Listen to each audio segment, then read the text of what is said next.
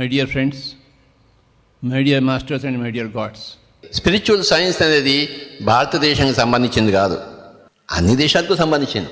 భారతదేశం కన్నా ఎంతో గొప్ప స్పిరిచువల్ సైన్స్ విదేశాల్లో ఉంది, అది మీకు తెలియదు.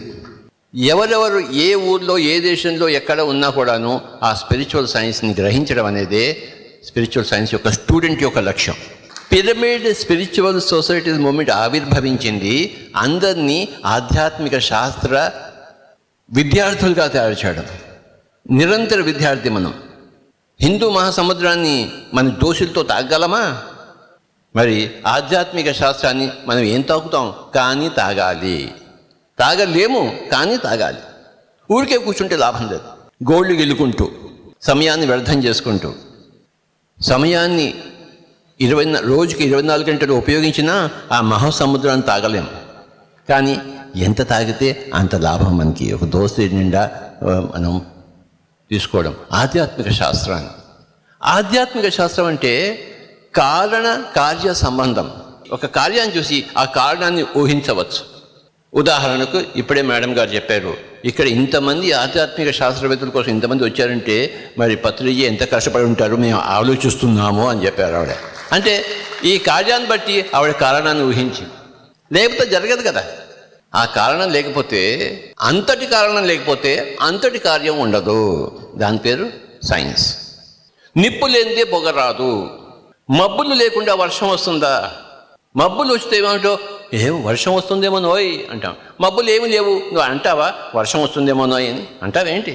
అదే శాస్త్రం, సైన్స్ అంటే అర్థం. మంగళంపల్లి బాలమురళీ కృష్ణ 6 ఏళ్లకే సంగీత కచేరీ చేశారు. 6 ఏళ్లకి ఎలా చేస్తాడబ్బా? దాన్ని బట్టి ఈ మంగళంపల్లి బాలమురళీ కృష్ణ గత జన్మల్లో ఎంతో సంగీత సాధన చేసి ఉంటాడు అని నిశ్చయించుకోవడమే సైన్స్. కనుక మై డియర్ ఫ్రెండ్స్, ఈ జన్మలో వాడి యొక్క చేష్టను బట్టి వాడి గత జన్మలన్నీ మనం ఈజీగా తెలుసుకోవచ్చు. మహాత్మా గాంధీ ఉన్నారు, ఆయన పిల్లలు ఉన్నారు. మరి ఆయన పిల్లలు ఆయనలా ఎందుకు లేరు? ఆయన తల్లిదండ్రులు ఆయనలా ఎందుకు లేరు? ఆయన ఒక్కడే ఎందుకు అలా ఉన్నాడు? అంటే ఈయన గత జన్మలోనే ఎంతో సాధించి వచ్చిన మహాత్ముడు ఆ గాంధీ మహాత్ముడు. మిగతా వాళ్ళంతా అలా సాధించలేదు. కనుక మై డియర్ ఫ్రెండ్స్, మన జన్మను బట్టి, ఈ వర్తమాన జన్మను బట్టి మనం గతించిన జన్మలని ఈజీగా ఊహించుకోవచ్చు. దాని పేరే సైన్స్. సైన్స్. ఆ నిప్పు లేకుంటే ఈ పొగ రాదు, ఆ విత్తనం లేకపోతే ఈ చెట్టు రాదు. ఈ సైన్స్. ఈ సైన్స్ అనేది ఇండియాకి సంబంధించింది కానే కాదు, భారతదేశానికి సంబంధించింది కానే కాదు. భారతదేశం కూడా ఒక దేశం అంతే. ప్రపంచ దేశాల్లో మహా ఉధృతంగా సాగుతోంది స్పిరిచువల్ సైన్స్. ఆ ప్రపంచ దేశాల్లో ఉన్న స్పిరిచువల్ సైన్స్ అంతా ఔపోసన పట్టిన వాడినే నేను ఇక్కడ. కనుకనే మనము ఒక వ్యవస్థ స్థాపించుకున్నాము. దాని పేరు Indian federation of spiritual scientist.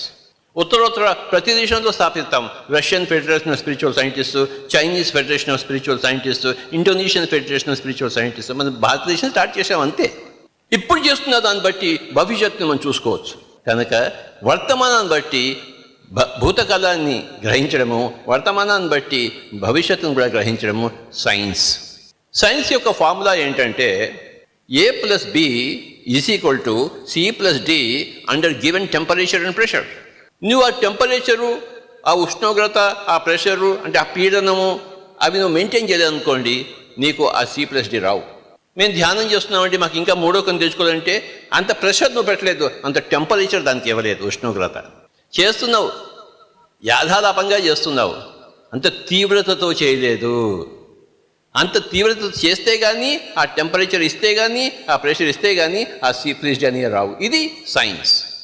ఈ ఫార్ములాని మన మానవ జీవితంలో అప్లై చేసుకోవడమే స్పిరిచువల్ సైన్స్. బాగా చదివితే కానీ పరీక్షలో పాస్ కావు, సైన్స్. నువ్వు చదవకుండా పరీక్షలో బాగా రాస్తానులే అనుకుంటే ఏం రాస్తావు? గుండు సుందు చుడతావు.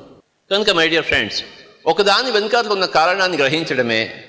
ఆ కారణం వెనుకాతలో ఇంకో కారణం ఉంటుంది, ఆ కారణం వెనుకాతలో ఇంకో కారణం ఉంటుంది. Thank you very much.